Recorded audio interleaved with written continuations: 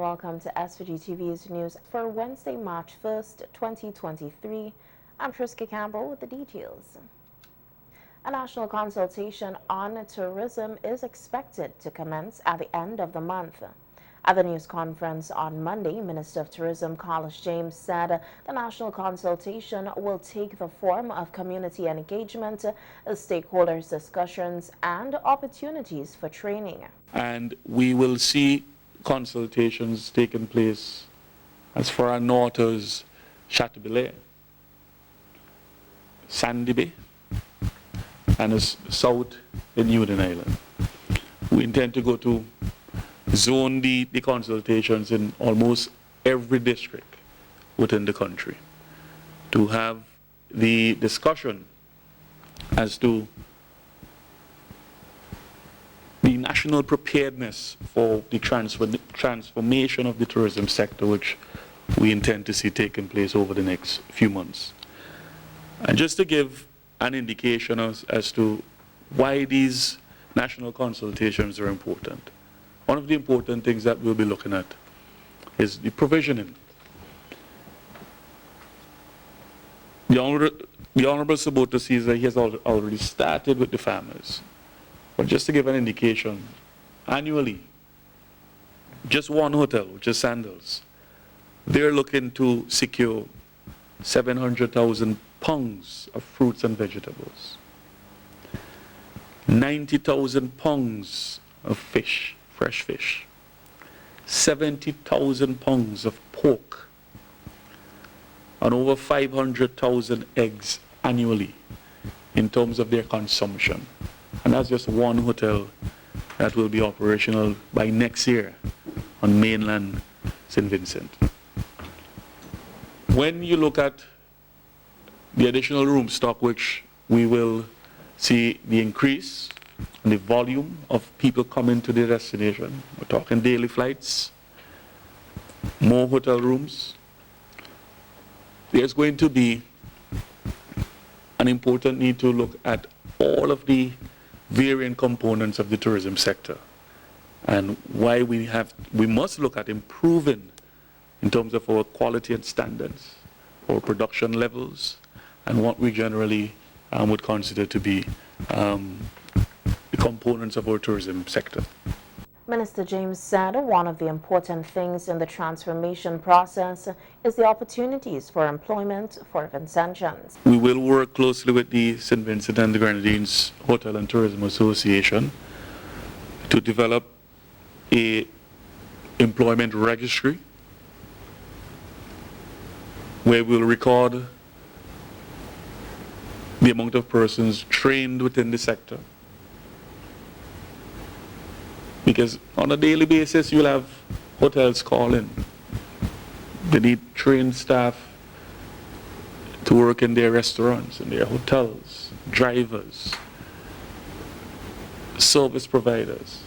All of these things that we have to be able to have the information readily available within a job bank where we can provide the support to the growing sector, which is we will expect to see within the few months.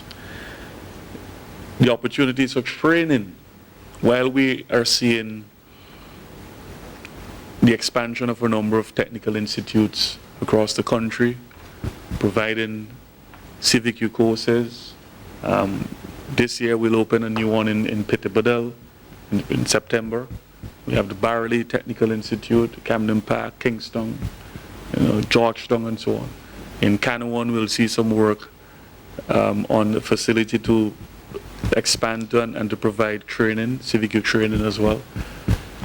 All of these things which we're doing, and at the community college, we have to tailor the training in a more specific way to meet the demands and the needs of the tourism sector. So we'll see a greater emphasis on training and the creation of a job and employment registry for tourism and hospitality workers. The tourism minister said they are also working on the rollout of new standards for vendors vending at tourism sites. One of the things that often go unnoticed is the quality of standards which we have developed in St. Vincent and the Grenadines.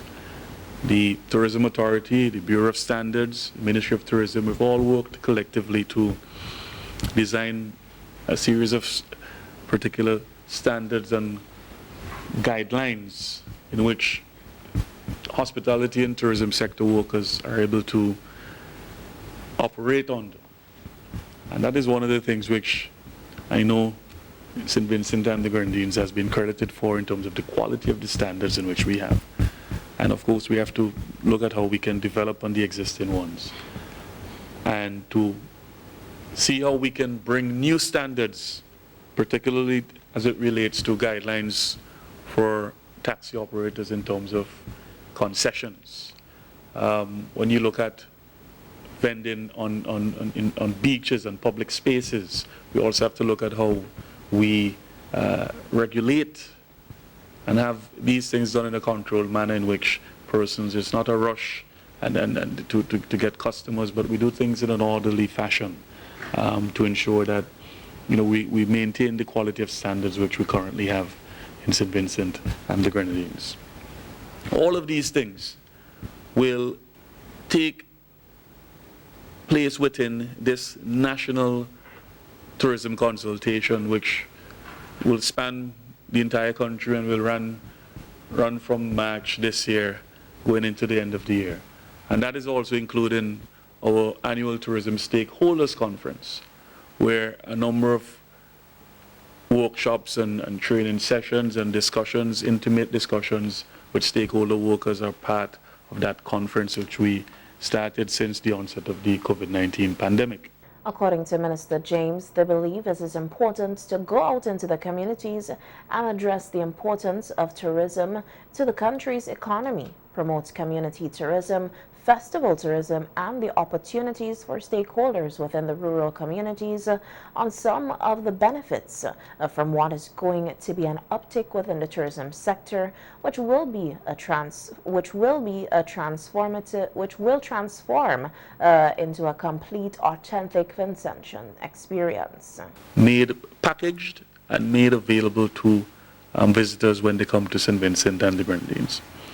And part of that initiative, we will see the establishment of a National Ecotourism Bureau, because on mainland, ecotourism will naturally take prominence in terms of adventure tourism, community tourism, ecotourism, and so on, where persons within rural communities will get an opportunity to benefit from the expansion within the tourism sector. One of the important things as it relates to the public awareness and education on this drive is to get Vincentians, mainland persons, a lot more oriented as to the importance of tourism to the economy.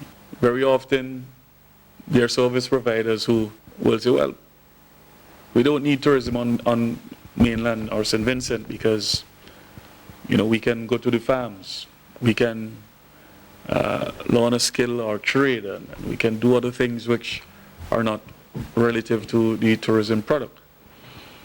But I want to say, with the expansion that is coming and the transformation within this new developmental thrust, almost every component of our existence as St. Vincent and the Grenadines, every professional skill is going to be required to make this tourism product work. And it's important that the awareness is out there and people are very much clear as to our role collectively as a country in preparing ourselves for the transformation that will take place. The St. Vincent and the Grenadines Chamber of Industry and Commerce and the Korea International Trade Association, KITA, signed a memorandum of understanding signifying a developing business relationship between Korea and St. Vincent and the Grenadines. The signing took place on Tuesday, February 28, 2023, at the Ministry of Foreign Affairs Conference Room. KITA is the largest business organization in Korea. A release from the Agency for Public Information said several Vincentian entrepreneurs were in attendance at the signing ceremony and had the opportunity to interact with KITA representatives. Executive Director of the SVG Chamber of Industry and Commerce, Anthony Regisford, said the Memorandum of Understanding demonstrates a way of officially laying out the groundwork for cooperation between both entities. Regisford said the Chamber is seeking an expansion of opportunities through regional and international business entities with a similar vision, noting that Korea was delighted to partner with SVG as a way of boosting trade. He said the goal is to gather data related to technology, trade, business, and other statistics in the collaborative form. Secretary to the President for Future Policy Office of the President of Korea, Lee Kim, spoke of Korea's intention of having a relationship with SVG along with other countries. To this end, Kim announced that Korea is planning to host the World Expo in 2030, which will provide an avenue for young people in developing countries to learn about the Korean culture and economy, as well as attaining business knowledge. Established in 1976, KITA comprises of 72,000 companies and includes high-level government officials and representatives from top companies in Korea. A two-day session was hosted here on Monday and Tuesday by the Ministry of Education to discuss ideas for the ministry's operational plans. The sessions took the form of a retreat held at Hotel Alexandrina under the theme Leading Through Evolving Authentic Planning, LEAP. Addressing the opening ceremony, Minister of Education Curtis King spoke of the challenges that have impacted the ministry's ability to deliver on what it was charged to deliver. We have an education system that presents great challenges because at the time we inherited this education system from our colonial masters, there were many deficits. Some of us refer to them as many gaps. Gaps in our access, gaps in equity, gaps in quality. And what has happened since our independence is that we have been engaged on a campaign to remove these deficits, and to address in an efficient manner those contemporary issues. We didn't inherit those. Those develop as society progresses. Speaking of the role of education in transforming the society, the Education Minister outlined ways in which the ministry is working on addressing gaps and challenges in the education system, noting that investment of resources is one of the ways they are seeking to do so. And we have them that we have to also address, these contemporary issues that provide with the gaps that we are working to fill many challenges to the system. And so we have sought, one, to address these issues within the context of a regional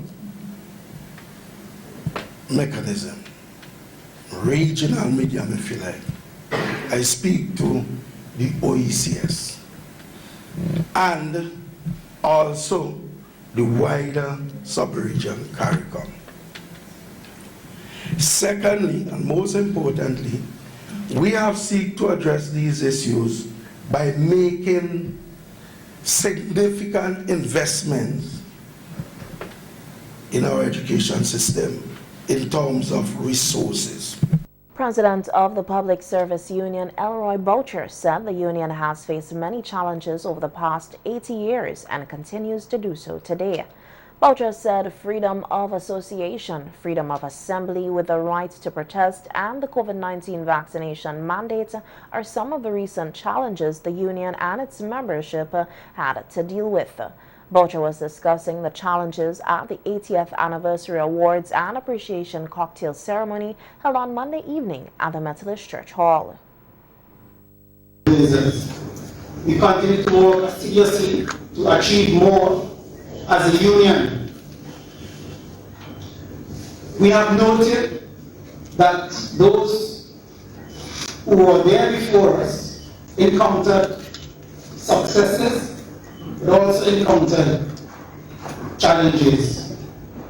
Many of these challenges we today still encounter.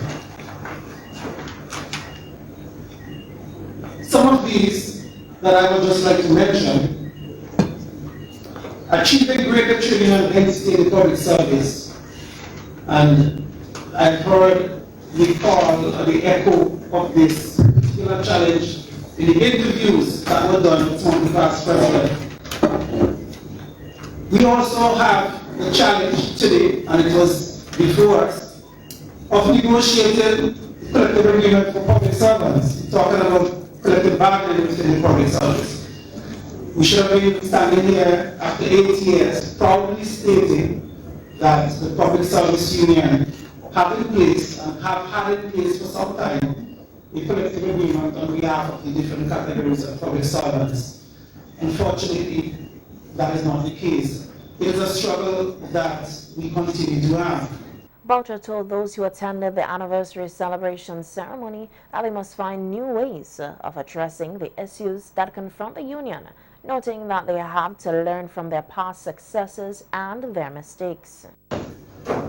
Today I echo our theme, navigating the way forward, 8 years and counting. And it is indeed a time for us to reflect, look at what we have, and move forward. We must find new ways of addressing the issues that confront us. We must find new energies in moving forward. We must adapt, because the world of work is constantly changing.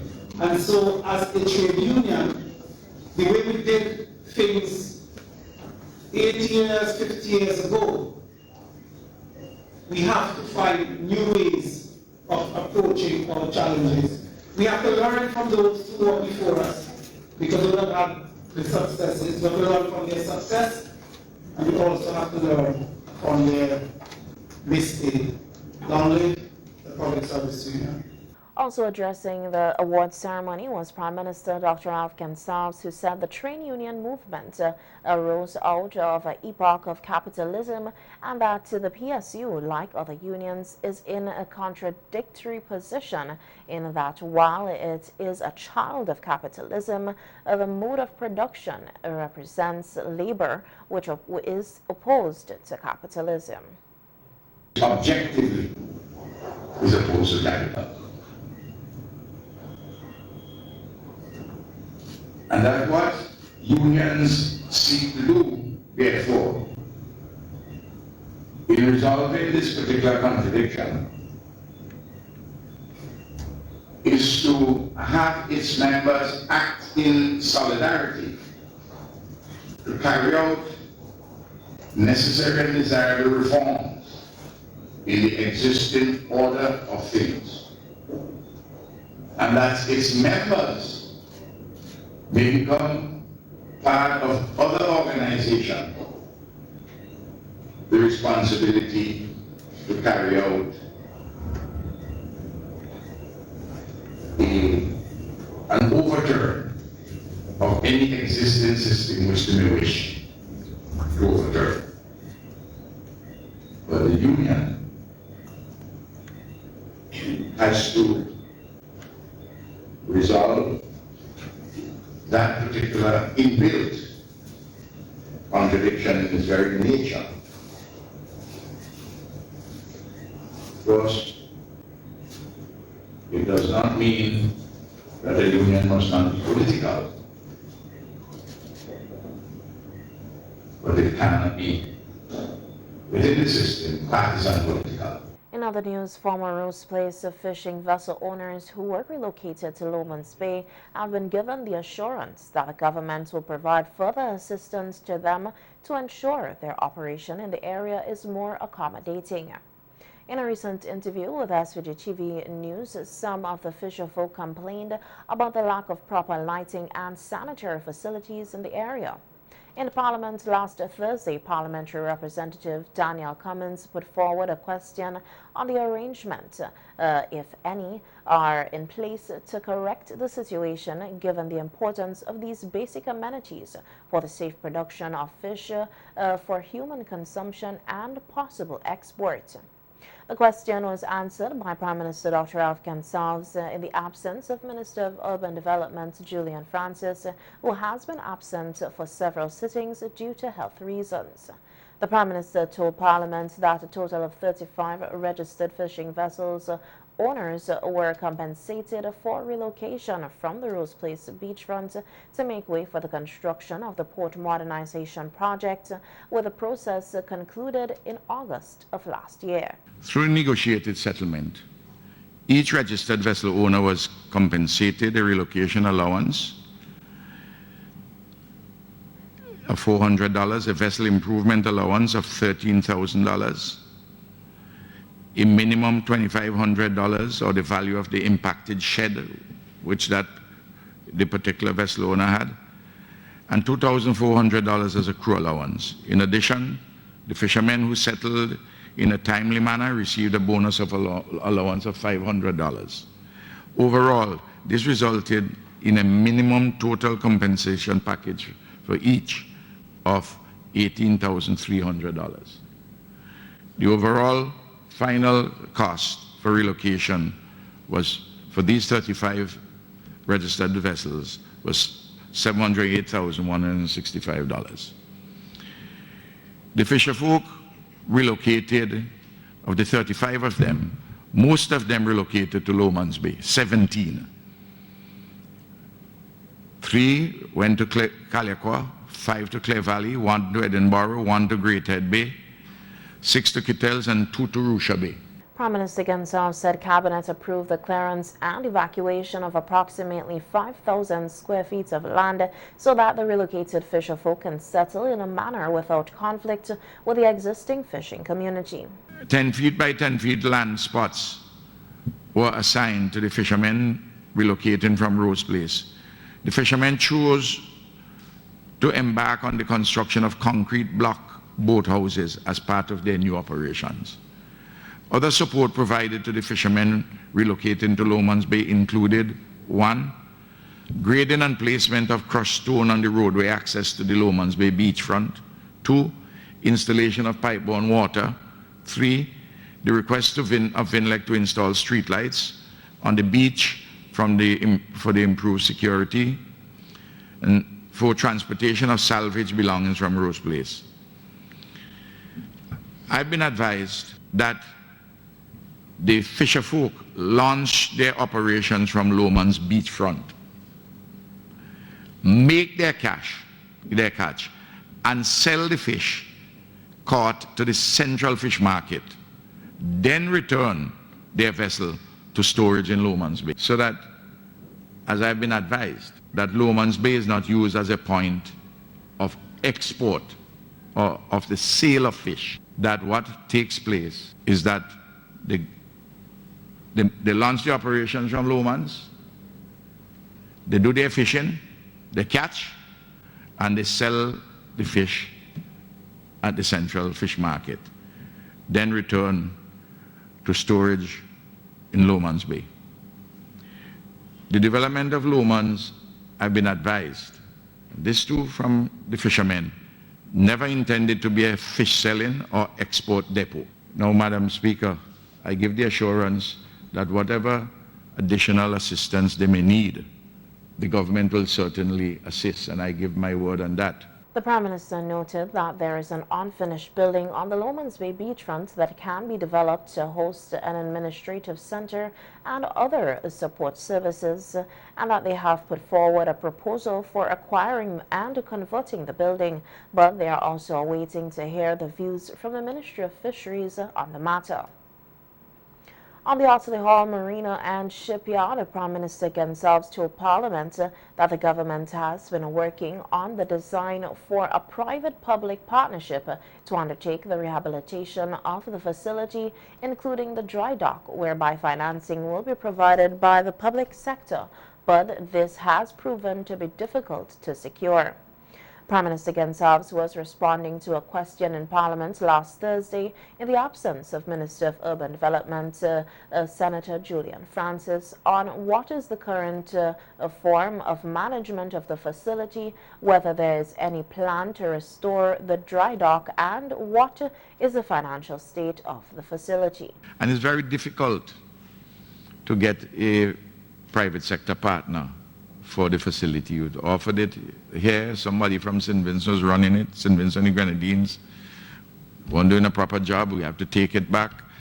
We had an agreement with a gentleman out of Trinidad who seemed to have been something which would have been worthwhile, but then the sources of some of his partners, they had some difficulties, so that went by the way. And we are currently holding discussion with at least 3 prospective investors. One from Guyana, one from Trinidad, and one from St. Lucia. Actually, the person from St. Lucia yesterday was supposed to be touring the facility in respect of his proposal, and I'm told that he did so. The gentleman from Guyana, the potential investor from Guyana, and the one from Trinidad, they have also visited the facility. If any group of persons in St. Vincent and Grenadines, investors, want to go, I will work with them. The government will work with them, because I want to see the dry dock rehabilitated. And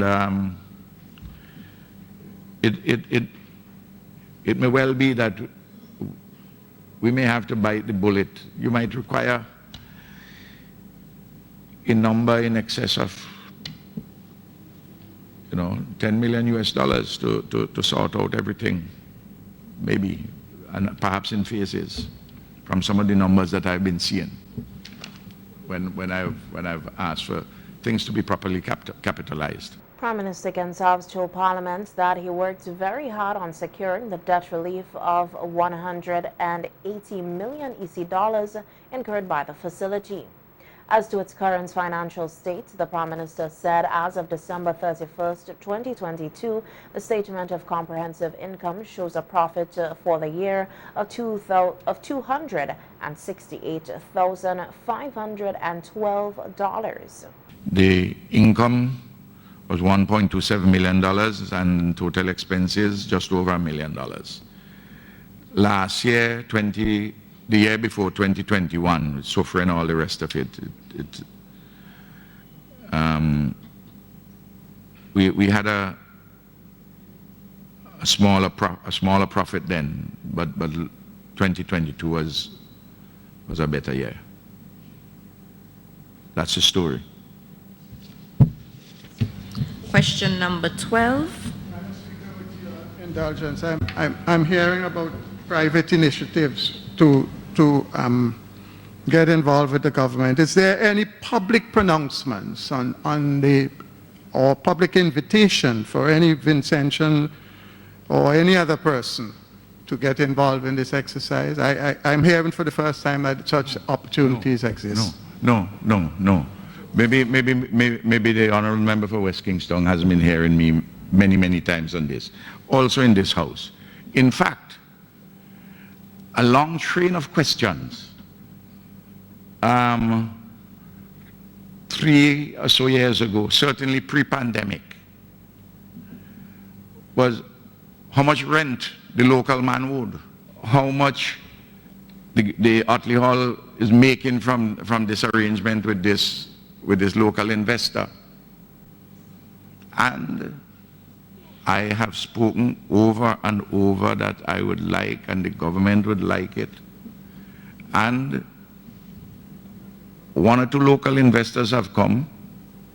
One investor, for instance, came. He was more interested in the quarry, to see if he can do a quarry on the rocks there now by Otley Hall. So I said, come on, we're going to do the quarry there. So people come with different things. The Prime Minister said the government is willing to work along with any group of local investors who are interested in a private-public partnership on the facility, which is owned and managed by the state-owned Otley Hall Marina and Shipyard Company Incorporated under the Companies Act, with a board of directors which comprise of 7 members appointed through cabinet. The National Heroes and Heritage celebrations this month will see a large number of activities that will be held under the theme Appreciating Our Identity, Preserving Our Heritage with Pride. To kick off the month of activities will be the 8th National Schools Garifuna Folk Festival and History Expo on Friday, March 3rd, hosted by the Garifuna Heritage Foundation in collaboration with the Department of Culture. Speaking at a news conference on Monday hosted by the Ministry of Tourism and Culture, Cultural Officer Maxine Brown said the event will be held at Victoria Park from 9:30 a.m. and will be hosted under the theme Children of Chantier, Fruits of Our Heritage. The festival will officially commence with a march starting at the Bishop College compound from 8:30 and will end at the Victoria Park, where we will all witness cultural performances in song, dance, poetry, spoken word, choral speech, and music. These presentations will come from the various schools across the country, both secondary and primary. This cultural package will begin at 9:30, almost immediately after the march, where they will move from Bishop's College compound through the streets of Kingston and end up at the Victoria Park.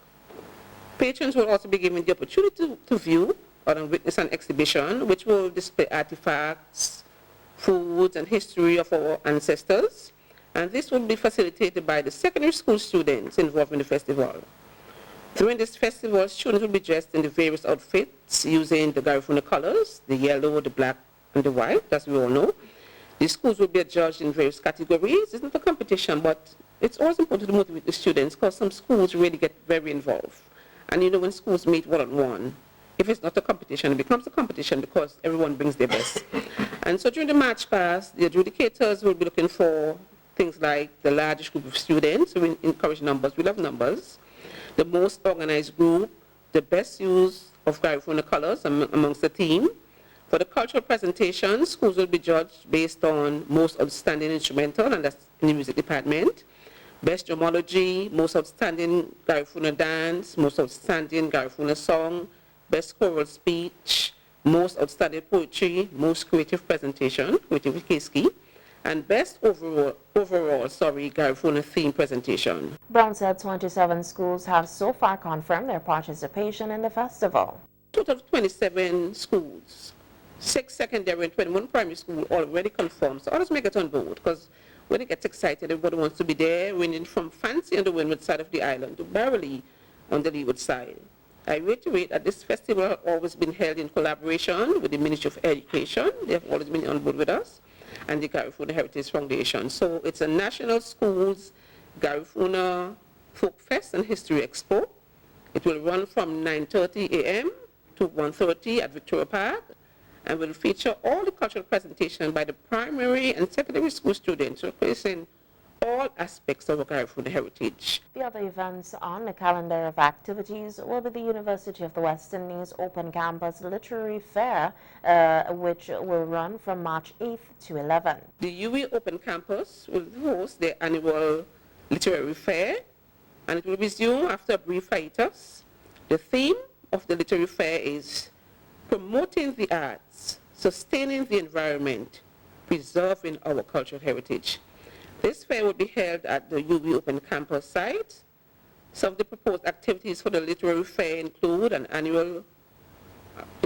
official opening ceremony on March 8th, exhibitions, book launch, cultural evening, film night, children's village. However, they are scheduled to host the official opening ceremony and the official launch on March 8th, and that's where you'll get more information. But thus far, these are the information that has been provided. This is the information that has been provided, and the coordinator is still Mrs. Deborah Dalrymple, and she will update us at the opening ceremony. The people of North Central Windward in the Prime Minister's constituency will benefit in the near future from a cultural, artistic, educational, sporting and production hub to be built at Bellevue. This is according to Prime Minister Dr. Afghan Salves, who was at the time addressing the first in 4 graduation ceremonies of the Volcanic Eruption Emergency Project VEEP Life Skills Program at the Culinary Methodist Church on Tuesday. The Prime Minister noted that a plan and a committee have already been set up to take on the project, which is part of his idea of building a modern, competitive, post-colonial economy in SVG with different skills. We're going to have a place where you can do sculpting, to do sculptures. Places where you can do artistic work, painting, and dance. I'm setting up a studio, a recording studio for the talented people, young people, to record their songs, to make money off of it. I am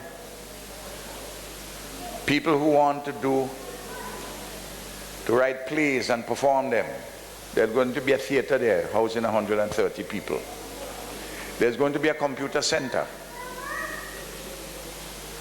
so that you not only learn computer skills, but you can do, a lot of young people are interested in doing animation and stay in their house and do animation and make money from the animation, sell it for advertisement and all kind of different things.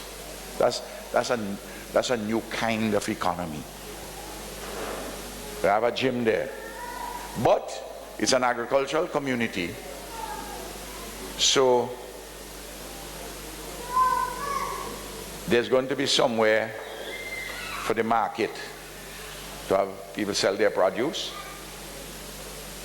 and I'm going to have also an area where people can do agro production of different kinds, with machines and so on, to learn the techniques. The Prime Minister said the project is estimated to cost some 20 million EC dollars. To give grants to young entrepreneurs or old entrepreneurs to help them to do this or that business. We have given over 1,000 persons assistance already under that program, and I want to enlarge it. This is going to cost about $20 million. I don't want to hear somebody say, well, you do it there, but what happened? Why not do something like that up at Chester? Well, I ain't got the land up there, and I had to do it central. In any case, Chester is 5 minutes to come down from there to be here. You see what I mean? Just like how we put the modern medical up in Georgetown Diagnostic Center. Some things you have to centralize them. And for man and woman who may complain, and the man them especially, as the Calypsonians say, you wouldn't want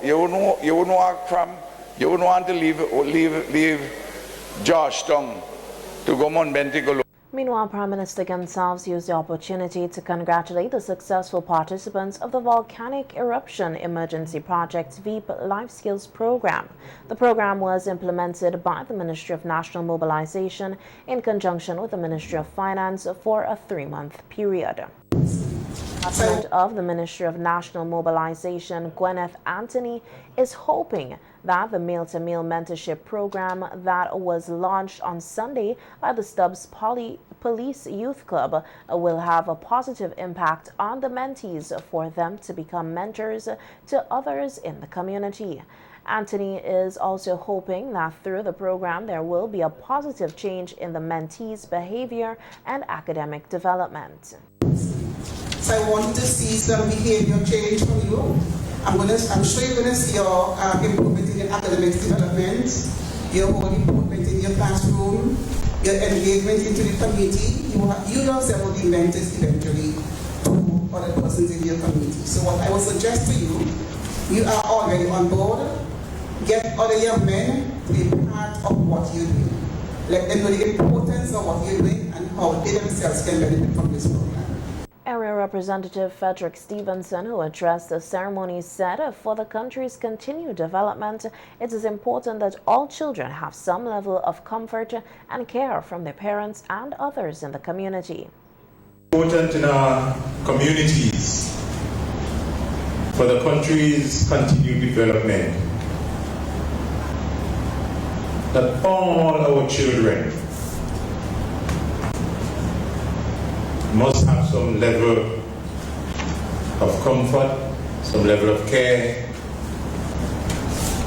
by their parents and by the communities in which they live. According to Stevenson, on a recent visit to His Majesty Prison, he observed that there is a growing population of young males and females incarcerated, which is a cause for concern. And many of our young people, our young boys and our young females as well get involved in criminal activities.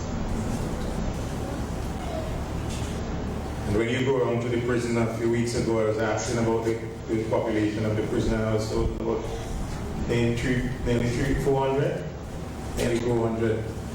12 females, I think, and the rest are males. Not only males, young males too, after they pass the age of 18,